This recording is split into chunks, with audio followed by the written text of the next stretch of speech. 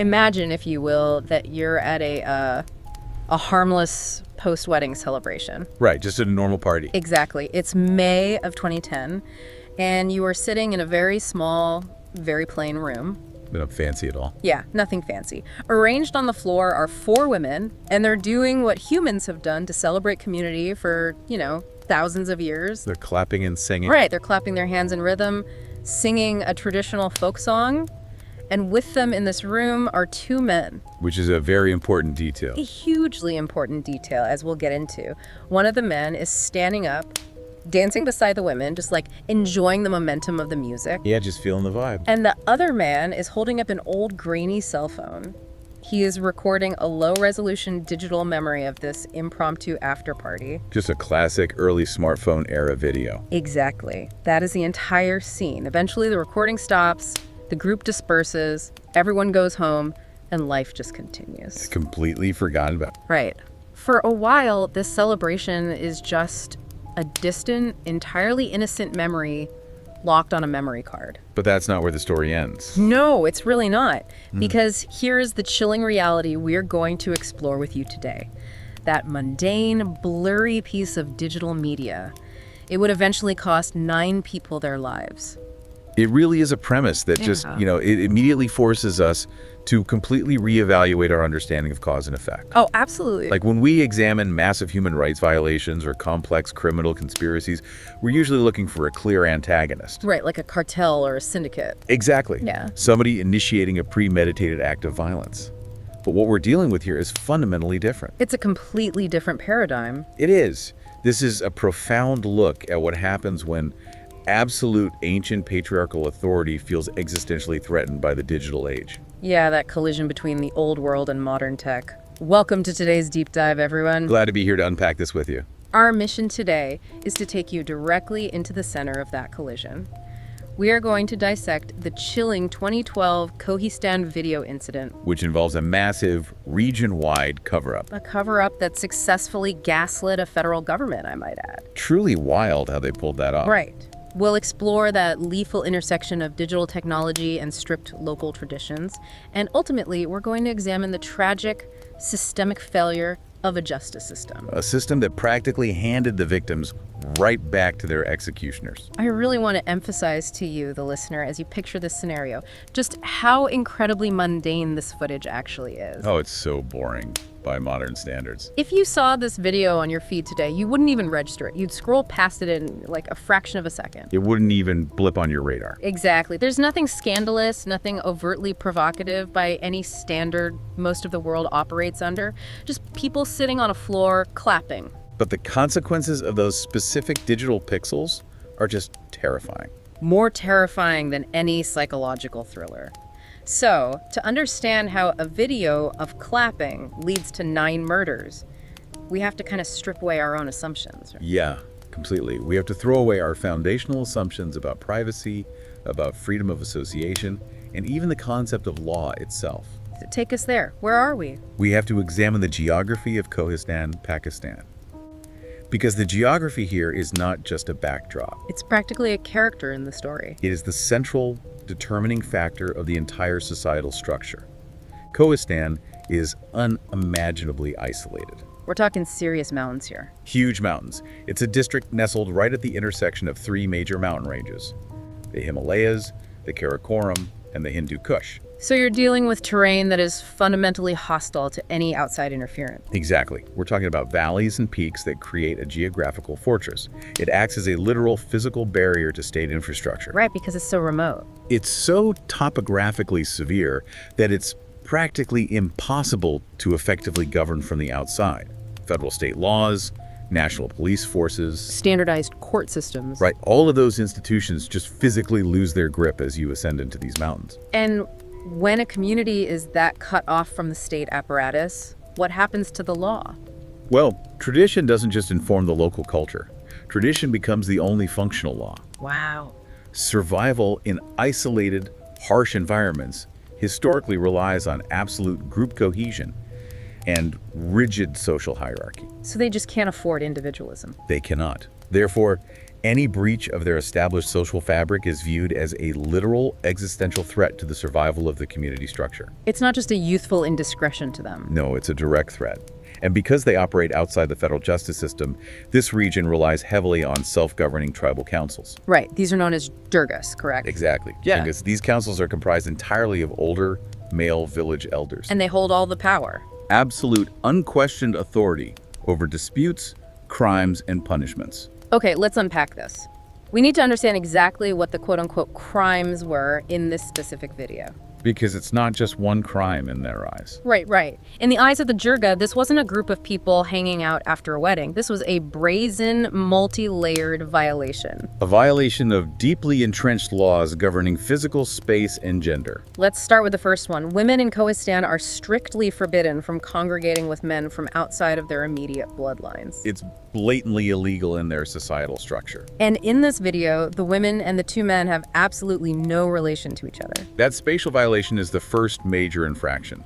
The separation of genders is a cornerstone of maintaining familial honor and controlling lineage. It's often referred to as purda, right? Yes, purda. When a woman shares an enclosed space with unrelated men, it just completely shatters that physical boundary. Okay, so that's strike one. What's the second layer of criminality here? The second issue is that the men and women are from different villages. Ah, so it's a tribal boundary thing too. Exactly. In a highly tribalized society, intermingling across village lines without formal, elder-approved negotiation is viewed as deeply subversive. Because it threatens the political balance. Right, the carefully managed balance between these small, isolated communities. But the ultimate transgression. The real catalyst for what happens next. Yeah, the thing that escalated this from a severe social violation into a literal capital offense was the clapping and singing. Just clapping and singing in the presence of these men. Because it implies a level of autonomy. It implies joyous expression that isn't being controlled by the patriarchal structure. It's exactly the opposite of what their structure demands. It is. The region has uncompromising rules against dancing or singing with members of the opposite sex. I read that even just the auditory presence, like hearing a woman sing, is considered a massive boundary violation. Just as much as physical touch. So when the Jirga eventually saw this video, they were not looking at a party. What did they see? They were analyzing undeniable, digitally recorded evidence of severe crimes committed against the bedrock of Kohistani tradition. They saw a rebellion. They saw complete chaos, a rebellion against the established order. You know, imagine if the fundamental laws of your reality were so rigid that casually appearing in the background of someone's mundane Instagram story was considered a capital offense. It's really hard for us to even fathom. That's the level of absolute surveillance and behavioral control these women lived under. It's an environment where every single action is monitored. Where the concept of a private sphere simply doesn't exist. And any deviation from the prescribed script is lethal. But here's the crazy part. For 2 full years following that wedding in 2010, the men and women were entirely safe. Wait, 2 years? Nothing happened? Nothing. They were safe simply because the digital evidence was buried. Yeah. The video just sat on that one man's phone. Oh, just lost in a sea of other files. Completely offline. Exactly. The Jirga had no idea it even existed. Where?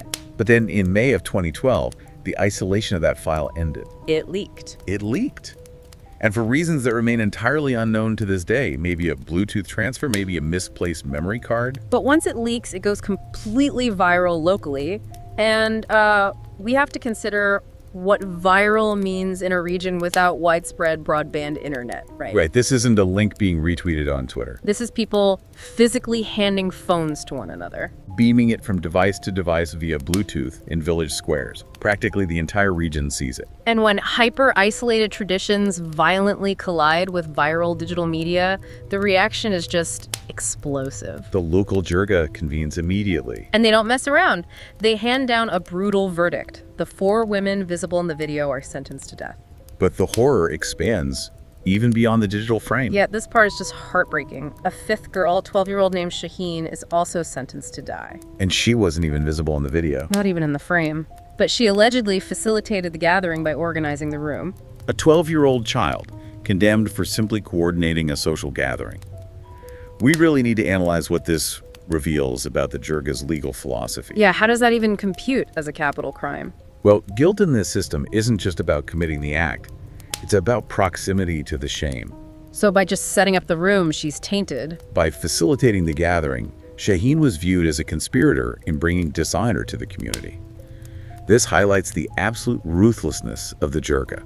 They don't pull punches. No, when they feel their cultural foundation is being mocked or challenged by digital exposure, they respond with overwhelming, disproportionate lethality. To reestablish dominance. Exactly. The verdict wasn't just about punishing the individuals, it was a broadcast message to the entire region about the cost of defying tradition. So the Jirga has decreed that 5 young women must die.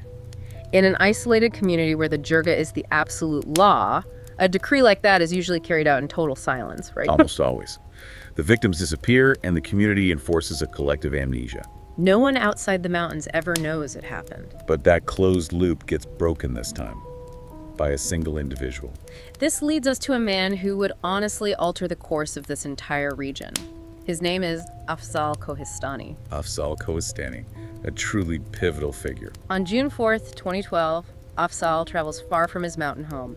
He descends into the more developed city of Abbottabad, and he takes the unprecedented step of holding a public press conference. Which is just taking an internal tribal dispute to the federal state media is considered the ultimate betrayal in a collectivist society. He's airing the dirtiest laundry imaginable. By stepping up to those microphones, Afzal was effectively declaring war on his own culture. And he brings the receipts, he brings the video with him, he plays it for the journalists, and he tells the world what is happening up in those mountains. And the details he provides about the execution of the Jirga's sentence are they're horrific. They really are. According to Afzal's testimony, once the video went public locally, those 5 women were rounded up. They were thrown into a tiny room, about the size of a closet, which served as a makeshift prison. And the torture they endured for days was highly methodical. It wasn't just random violence. No, it was very calculated.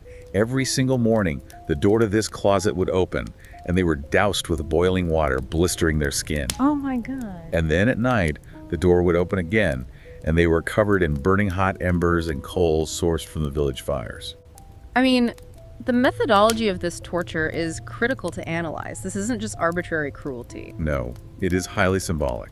In many honor-based cultures, fire and boiling water are utilized as instruments of purification. So they're literally trying to burn the shame away. The women were viewed as having polluted the community's honor, and the Jirga was ordering a physical, agonizing cleansing of that perceived impurity. It's designed to exact a physical toll representing the damage to the community's social standing. And this methodical torture lasted for days, until May 30th, 2012. That's when it finally ended.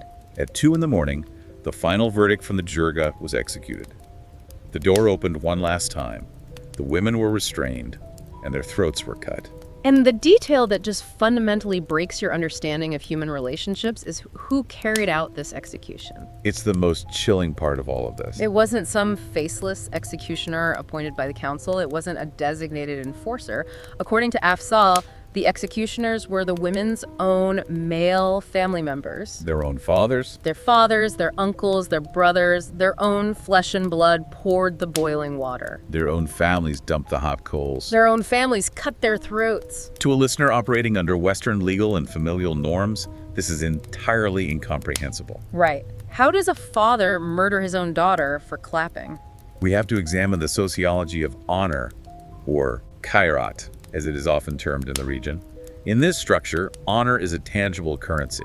It's not just a feeling, it's practically money. Exactly. It dictates your family's social standing, your economic viability, your marriage prospects, and your literal physical safety. So if a family member commits a severe transgression, the entire family's honor is bankrupted.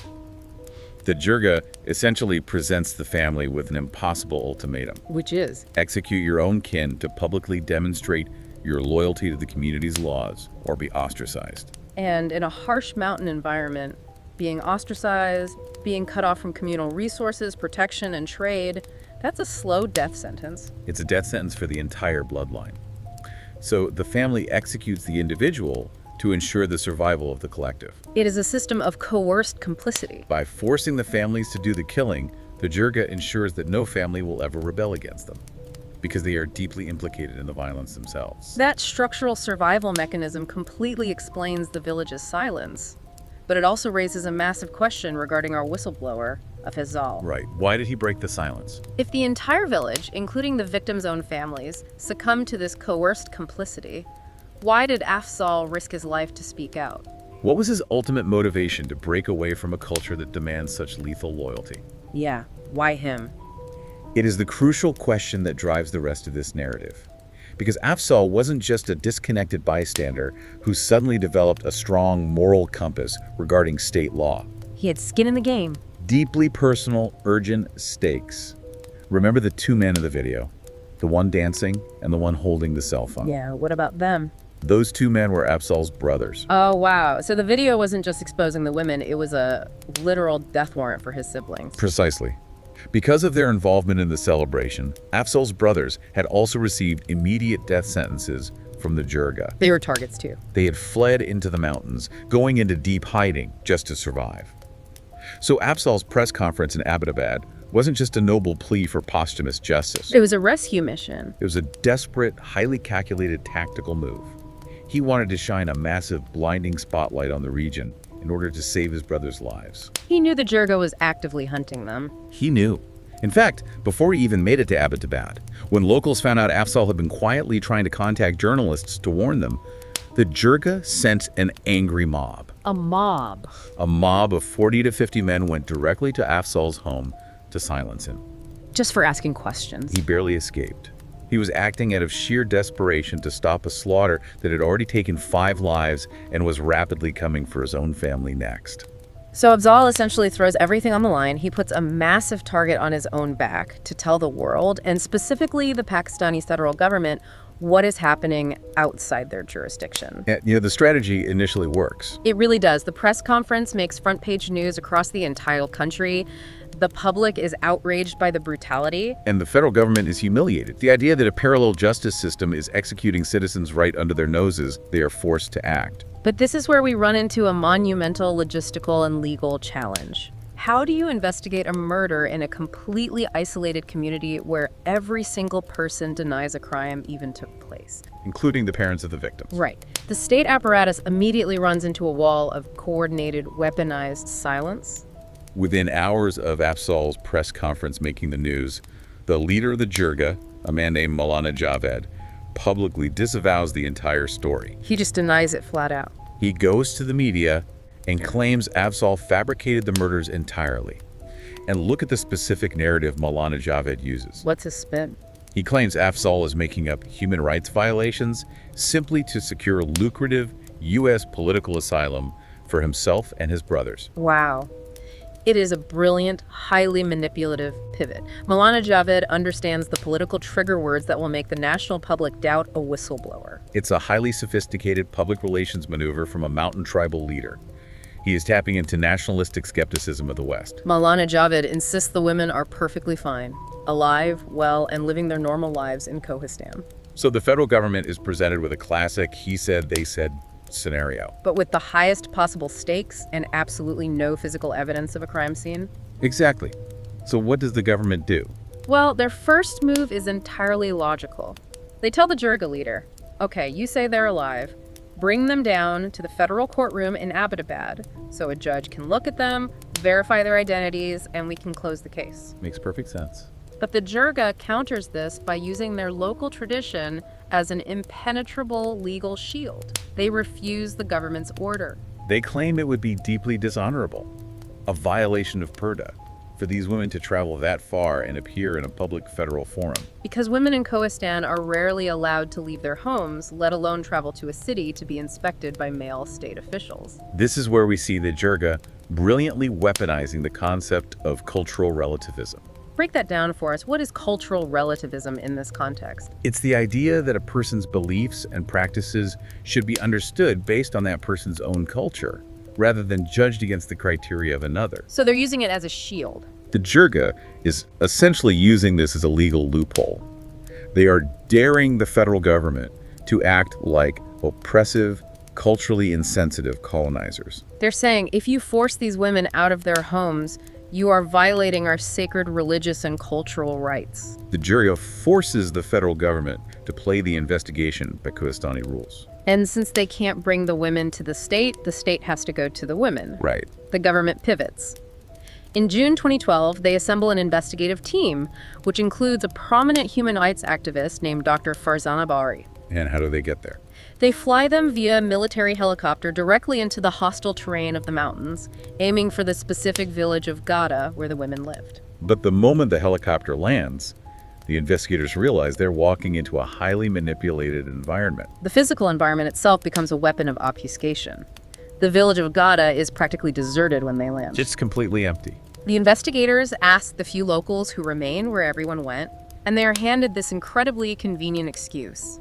Oh, the seasonal weather forced everyone to move higher up into the mountain pastures. Classic misdirection. To find just 2 of the 5 women, the investigators are told they have to embark on a grueling 4-hour hike up into the peaks. We have to analyze the logistics of this, because it is a deliberate tactic of physical exhaustion and disorientation. It's psychological warfare. Think about the psychological power the Jirga is wielding here. They have orchestrated a massive village-wide theatrical performance to deceive federal state investigators. The entire population is in on the lie. Every villager knows their lines.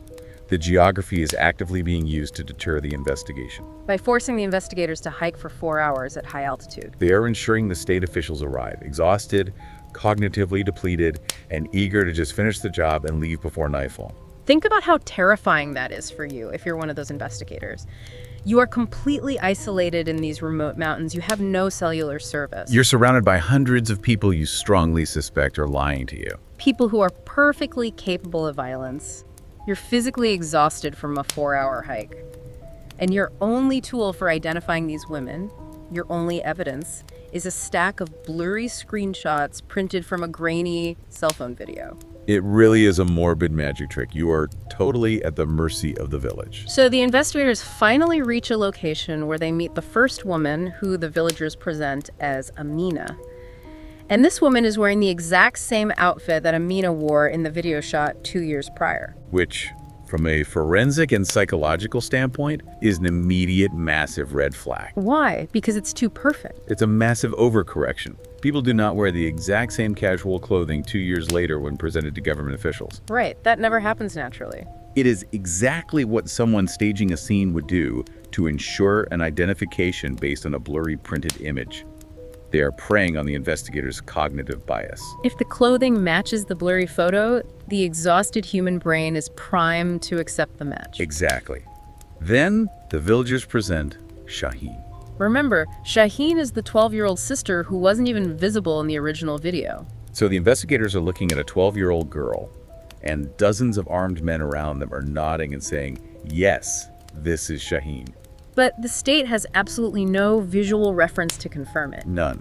They're operating entirely on coerced hearsay. The investigators eventually run out of daylight and have to leave the mountains, but less than 2 weeks later, on June 16th, they orchestrate a second trip. And this time they bring cameras. Yes, to document the encounters. They meet 2 more women presented to them as Serene Jan and Begum Jan. And how do those encounters go? The encounter with Serene is incredibly strained. She is remarkably nervous and refuses to speak a single word unless her parents explicitly permit it. Very controlling environment. And the meeting with Begum Jan is captured on camera, and her body language is just chilling. She is visibly terrified. She can hardly force a rigid smile and doesn't utter a single syllable to the investigators. And what about the 5th girl, Baziga? The village claims she is supposedly too sick to even make an appearance. Okay, let's summarize the state's findings here. A completely deserted village, an exhausting geographic diversion, an identical outfit worn 2 years later, 2 terrified mute girls, and 1 missing girl. Right. It screams cover-up. Despite all of these massive, glaring red flags indicating a cover-up, the government investigation concludes that the women are alive. The state accepts the theatrical performance. They just buy it. Why? Why would the government accept such an obvious lie? Because it is politically convenient. The federal government does not want a localized civil war in Kohistan. Challenging the Jirga on their home turf would be a nightmare. It would require a massive deployment of state police or military into a region that is structurally designed to repel them. So it's easier to just look the other way. It is easier and safer for the state apparatus to accept the blurry photos, declare the women alive, and make the political headache disappear. Days later, they officially closed the Kohistan video case. The government effectively declares Afzal Kohistani, the man who risked everything to expose the murders, a liar. The case is closed. The state washes its hands of it. But not everyone buys the official narrative. Dr. Farzana Bari, the human rights activist who is actually on that grueling investigative trip, publicly states she is highly unsatisfied. She saw firsthand how impossible it was to conclusively verify their identities under the Jirga's duress. And Afzal absolutely refuses to give up. Even though the federal government has abandoned him, even though the Jirga has a bounty on his head, he vows to keep fighting. He continues to agitate the legal system. But his persistence triggers a horrific bloodbath. Because the Jirga realizes that as long as Afzal is talking, as long as he's filing petitions, the threat to their absolute authority remains. He's a leak in their closed system that must be plugged. In early 2013, Afzal goes to the courtroom in Abbottabad and formally files a motion to have the case reopened based on Dr. Bari's dissent. And this legal action is the direct catalyst for immediate brutal retaliation from the mountains. Just days later, on January 4th, 2013, the violence escalates far beyond the original scope of the video and the 5 women. We mentioned Afzal had 2 brothers in hiding, the ones from the video. But Afzal actually had 3 other brothers. Sherwali, Shefazal, and Rafuddin. Yes. These 3 men had absolutely nothing to do with the video. They were not at the party. They were not involved in Afzal's whistleblowing. They were completely innocent civilians who thought they were safe from the Jirga's wrath. But they weren't. As they are simply walking to their local mosque to pray, they are ambushed by a coordinated group of gunmen and executed in a massive barrage of gunfire. We must look at the perpetrators of this ambush. The gunmen weren't random mercenaries, they were members of the slain women's families, acting in direct coordination with members of the Jirga. This was a clear, unambiguous message sent through the medium of violence. If you use the state's legal system to challenge our tribal authority, we will eradicate your entire bloodline. Your innocence is irrelevant. Your genetics make you a target. And to brutally punctuate this message, the attackers then marched to Afzal's former home and fired over 1,000 bullets into the physical structure of the house. Over 1,000 bullets. It is an act of total, unrestrained warfare against one man's family. Afzal had already moved to a secret location, so he wasn't in the house. But the psychological toll of this event is unfathomable. Think about the guilt he must have felt. He tried to save 2 brothers, and in doing so, his actions led to the execution of 3 innocent ones.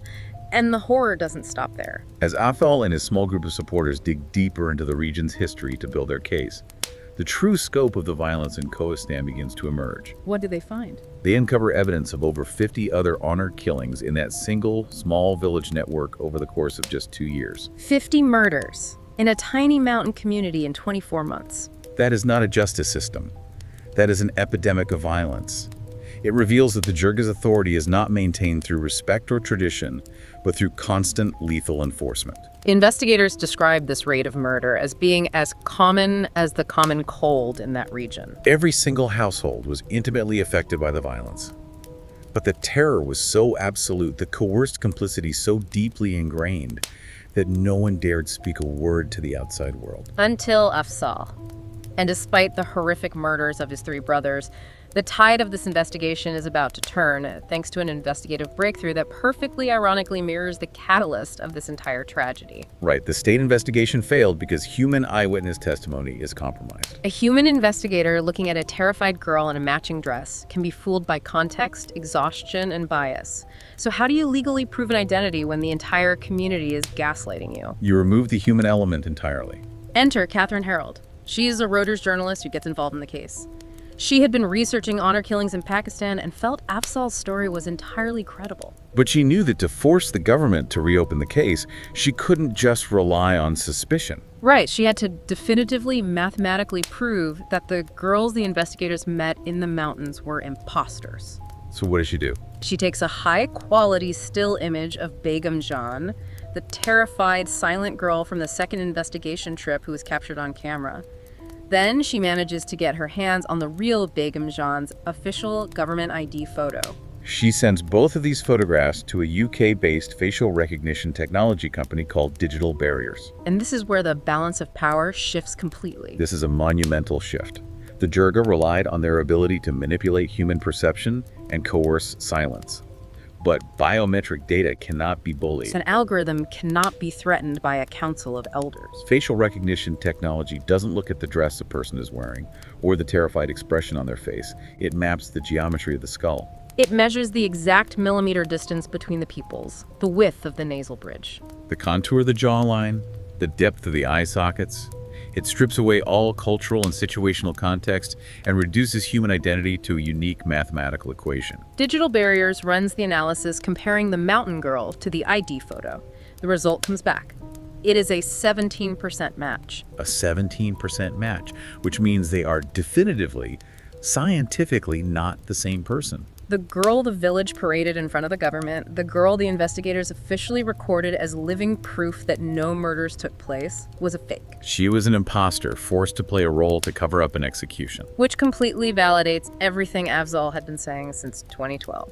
It scientifically proves that the government's investigation was a sham. More importantly, it proves that an entire village, hundreds of people, successfully conspired to lie to federal investigators to cover up a mass execution. The irony of this is profound and inescapable. The traditionalists murdered these women because modern digital technology, a cell phone video, exposed their private actions to the public.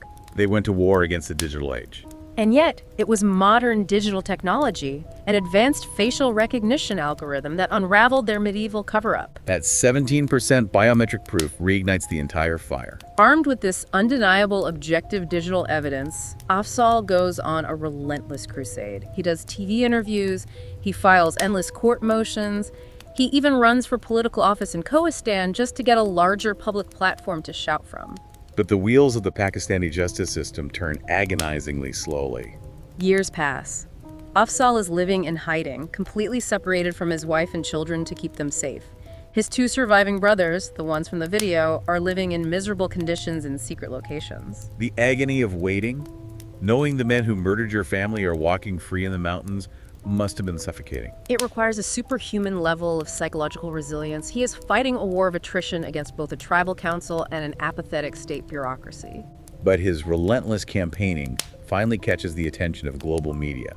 In 2016, a Vice documentary feature focuses on Afzal, highlighting his harrowing living conditions, his biometric evidence, and the unchecked brutality of the Jirga. When that documentary is released, it is watched by hundreds of thousands of people worldwide. The local Kohistan secret is now a global human rights outrage. The immense public pressure generated by international viewers forces the Pakistani government into a corner. They can no longer ignore the 17% match. They have to act. And this time, they absolutely cannot accept the Jirga's excuses about Pruda or travel restrictions. In November 2016, the federal government issues an absolute ultimatum to the Jirga. You will bring these women to the federal courtroom in Abbottabad. No more excuses about tradition. No more helicopter trips to deserted villages. Bring them to our jurisdiction, or failure to comply will be legally treated as an outright admission of murder. Cornered with their weight of the state, the Jirga is forced to comply. They bring a group of 5 girls down from the mountains and lead them into the courtroom. To ostensibly protect their honor and adhere to strict privacy rules, no photos or videos are allowed in the court. So we rely entirely on the official reports of the officials inside. And what those officials reported was an absolute theater of the absurd. The state officials immediately note the bizarre, highly irregular conduct of the girls. They are visibly terrified, exhibiting incompatible reflexes and facial expressions for a routine identification check. Whenever the judge or officials ask them a direct question, especially regarding basic facts like their ages, their dates of birth, or the names of their husbands, the girls cannot answer. The answers are literally whispered and fed to them by the accompanying older men from the Jirga. They are too frightened to speak for themselves. The coercion is palpable in the room. But the real kicker, the flaw that exposes the entire operation, is their physical appearance. The math regarding their ages makes absolutely no sense. Let's look at the girl claiming to be Amina. The officials note she looks to be about 15 years old. Now, we have to do some simple chronological math here. This court appearance is taking place in late 2016. The original cell phone video was filmed in May of 2010. If this girl standing in the court is 15 years old now, that means she would have been 8 or 9 years old when the video was shot. But anyone who watches the 2010 video can clearly see that the women in it are fully grown adults, easily 20 to 22 years old. We have to stop and analyze why the Jirga would make such an incredibly stupid, obvious mistake. Why bring 15-year-olds to impersonate women who should be 26? It speaks to the incredible arrogance of the Jirga, born out of decades of absolute localized power. They likely assumed that the state investigators were so disconnected from Kohistani culture that they literally wouldn't be able to tell the difference between the women. Or, more insidiously, they assumed the state was so terrified of triggering a cultural backlash that they would accept whatever bodies the Jirga presented, regardless of the glaring biological discrepancies. The exact same age discrepancy occurs with the girl claiming to be Serene Yan. She appears to be 16 or 17 in court, meaning she would have been 9 or 10 in the video. And neither she nor the man claiming to be her father could even state her correct date of birth on the record. The Jirga's deception was unraveling in real time under basic scrutiny. But the final, horrific reveal, the moment that truly demonstrates the monstrous, desperate depths of this cover-up, happens when the officials try to formally verify the identity of the 15-year-old claiming to be Amina. The real Amina actually had her fingerprints on file with the Pakistani National Database and Registration Authority. So the state officials step forward to take this young girl's fingerprints for a direct, indisputable biometric comparison. They press her fingers to the ink pad, they press them to the paper, and the prints come back blank. The officials look closer at this terrified child's hands, and they realize that the tips of every single one of her fingers have been intentionally scorched off. They physically burned her fingerprints away to prevent identification. We have to process the psychology behind this act of mutilation. The sheer lengths the Jirga went to, restraining an innocent child, physically holding her hands to a fire or a hot surface to sear off her epidermis, proves an absolute, undeniable consciousness of guilt. Despite all their grand posturing that they are an independent authority above state law, this frantic act of mutilation shows they were utterly terrified of the state's biometric power. They knew their executions were illegal under federal law, and they were willing to torture young children just to hide the evidence. It is a collision of medieval brutality trying to outsmart a modern biometric database. They didn't just find lookalikes. They mutilated innocent children just to maintain a lie. Think about the sheer desperation required to hold a child's hand to a fire just to protect your own pride and cover up a mass murder you ordered. All 5 girls in that courtroom were definitively determined to be imposters. They were victims themselves, forced into this terrifying charade under threat of violence. With the blank fingerprints and the impossible ages, the truth is finally out. The entire world, the media, and the federal government agrees that Afzal Kohistani was right all along. The original women were murdered in 2012. And you would logically assume this is the moment of triumph. This is the cinematic climax where the state swoops in, arrests the Jirga leaders, secures the region, and gives the whistleblower a medal. But in Kohistan, being legally right is often the most dangerous thing you can be. Because the Jirga's authority has been humiliated on a national stage. The retaliation against Afzal evolves from brute force violence into systemic, calculated betrayal. Months after the courtroom revelation, a fire breaks out in a small home in Gada village. Tragically, 2 women and 3 children burned to death in the blaze. It's an awful, tragic event. But the Jirga immediately uses it as a weapon against their enemy. They go to the local authorities and baselessly claim that Afzal started the fire in retaliation for his brother's deaths. There is zero evidence. Afzal isn't even living anywhere near the area. It is pure, fabricated hearsay. Yet, the local police, who were heavily influenced by the Jirga, arrest Afzal for the murder of 5 people. The whistleblower is unjustly thrown into prison for a year and a half. It is a stunning miscarriage of justice that highlights the corruption of the local institutions.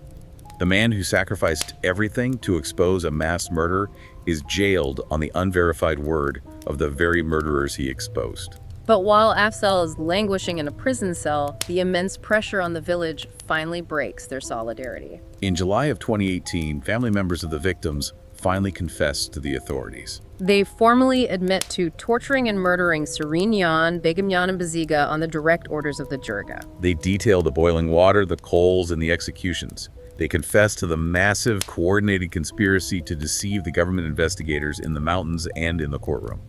Now, bizarrely, the confessions don't mention Amina and Shaheen, technically leaving their legal status as alive on paper. But after the courtroom disaster with the burned fingerprints and the fake ages, absolutely no one believes that technicality. The universal consensus of human rights groups and the media is that all 5 were murdered exactly as Afzal described in his very first press conference back in 2012.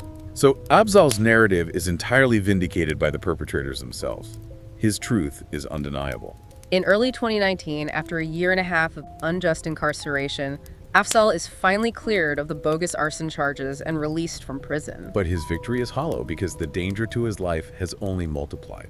Around this exact same time, the family members who had previously been convicted of murdering Afzal's 3 innocent brothers in the 2013 ambush are mysteriously released from prison. The men who actively want him dead are walking free, and they are angrier and more humiliated than ever. Afzal knows he is in imminent danger. He goes to a local police station to officially request the police protection that the federal court had explicitly granted him due to the constant death threats. And how did the police respond to this court-mandated request? They don't just say no. According to Afzal's own accounts, the officers become so enraged by his demands that they drag him into a small room inside the police station and physically beat him. The very state institution, designed and legally obligated to protect him, is assaulting him. He is entirely abandoned by the state. He is a man without a country, caught between a tribal council that wants to kill him and a police force that refuses to protect him. With nowhere else to turn, Afzal posts a haunting video to his social media, declaring directly to the world that his life is in imminent danger and that if he is killed, the police and the Jirga are responsible. It is a dark digital echo of the clapping video that started this entire cascade of violence. And tragically, his digital prediction is accurate. Days later, on March 6, 2019, Afzal travels back to Abbottabad to testify in the ongoing Kohistan murder trial. He is waiting outside the courtroom, sitting in the back of an unmarked truck. Suddenly, the vehicle is ambushed. It is struck by multiple bullets. Paramedics arrive to find Afzal laying in a pool of blood. He never makes it to the hospital. The whistleblower is assassinated. It is a completely devastating conclusion to his personal journey. He sacrificed his family, his freedom, his marriage, and ultimately his life, just to tell the truth. His assassination sparks massive outrage globally. People are furious with the government for not listening to him sooner.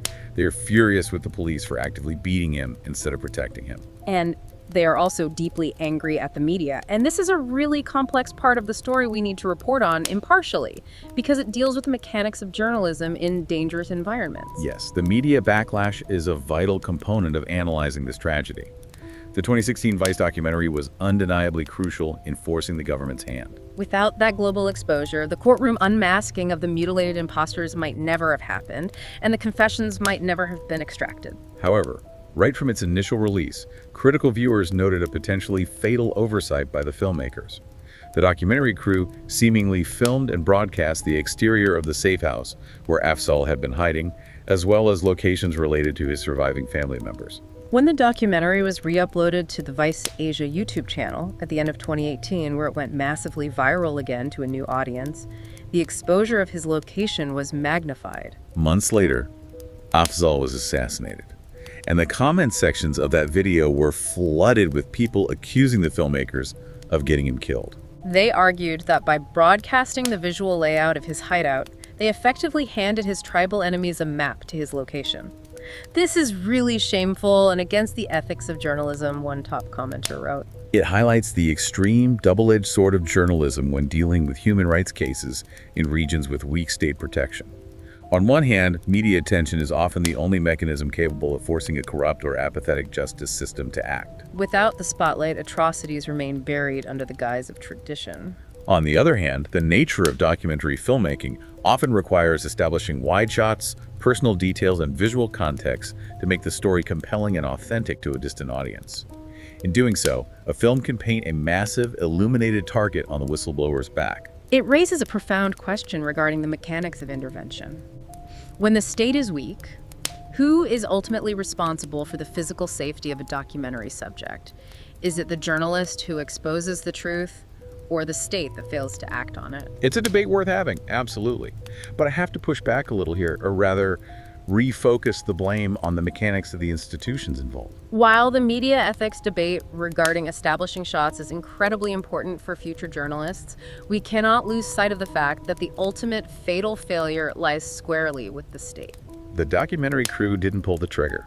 The Jirga did. And the police, the sworn officers of the law who dragged a targeted man into a room and beat him instead of providing the court-ordered protection he begged for, they are the ones who truly failed Afzal. The media brought the light. The state allowed the darkness to consume him anyway. You make a vital distinction. The state possessed the monopoly on legitimate force and the explicit legal mandate to protect him. They had the resources, the jurisdiction, and the court order. And they actively chose not to intervene. They abdicated their responsibility to a parallel system of violence. And unfortunately, that systemic institutional failure didn't end with Afzal's death on the streets of Abbottabad. You would logically think after all of this, after Afzal's highly public martyrdom, after the global embarrassment of the burned fingerprints, after the outright recorded confessions of the murderers, that justice would finally definitively be served. You would be wrong. Initially, in the months following Afzal's assassination, there is a glimmer of hope that the system works.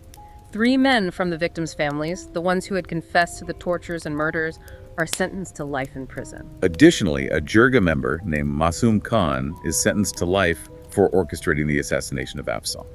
For a brief moment, it appeared to be a hard-fought, bloody victory for the rule of federal law over tribal authority. It seemed Afzal's sacrifice had permanently altered the legal landscape of Kohistan. But the reality of the regional justice system is far more malleable and susceptible to local pressure. We jump forward to the year 2023. Just 4 short years after these men were sentenced to life in prison for crimes they actively voluntarily confessed to, they are unexpectedly released. So what does this all mean?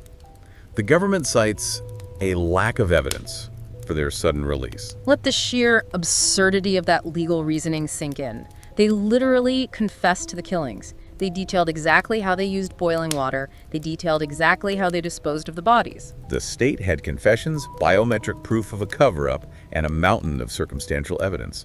And yet, the court decides there isn't enough evidence to keep them behind bars. Let's look at the brutal math of this entire tragedy.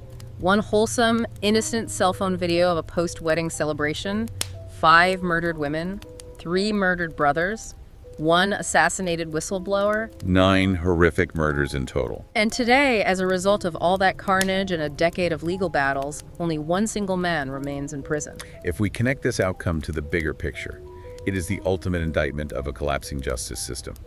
We are observing the mechanics of state failure. When a federal justice system is too weak, too susceptible to local political influence, or simply too apathetic to enforce its own rulings against entrenched tribal power, it doesn't just fail the immediate victims. It effectively co-signs and validates the violence of parallel justice systems like the Jirga. By releasing confessed murderers back into the mountains under the flimsy guise of lack of evidence, the state is sending a clear, broadcast message to the isolated regions. Your traditions, your violence, your definition of honor are ultimately stronger and more enduring than our federal laws. The Jirga outlasted the state. It's a harrowing conclusion to a story that started with such an innocent, joyful premise. We set out on this deep dive to dissect the anatomy of this cover-up and examine this lethal intersection of digital technology and ancient tradition. And what we found is a devastating lack of closure. The bravery of Afzal Kohistani is monumental. A man who stood against his entire world, his entire culture, to tell the truth. But the systemic failure to protect him and the institutional failure to punish the perpetrators is a stain that simply won't wash away. It is a profound tragedy that forces us to reckon with the severe limits of our modern legal institutions when they clash with entrenched, isolated powers that operate on entirely different moral frequencies. As we wrap up this deep dive into the Kohistan video incident, I want to leave you with a thought to mull over, something that extends far beyond the mountainous borders of Pakistan. Consider the very mechanics of the digital world we all operate in today. A video uploaded online or saved to a hard drive is, for all intents and purposes, permanent. In traditional cultures built around strict concepts of honor and communal shame, the survival of the community often relies on the ability to forget to sweep transgressions under the rug, to pretend an incident never happened once the immediate anger passes, so the community can heal and move on. But when a transgression is captured digitally, it can never be forgotten. The dishonor exists forever, perfectly preserved in the digital realm, constantly accessible, constantly re-traumatizing the social order. As the most remote, isolated corners of the globe inevitably get access to smartphones and the internet, are we going to see a horrific rise in this exact kind of violence simply because the absolute permanence of digital memory makes traditional, quiet forgiveness impossible? Thank you so much for joining us on this deep dive. We respect your time and we appreciate your curiosity. Until next time, keep questioning the world around you.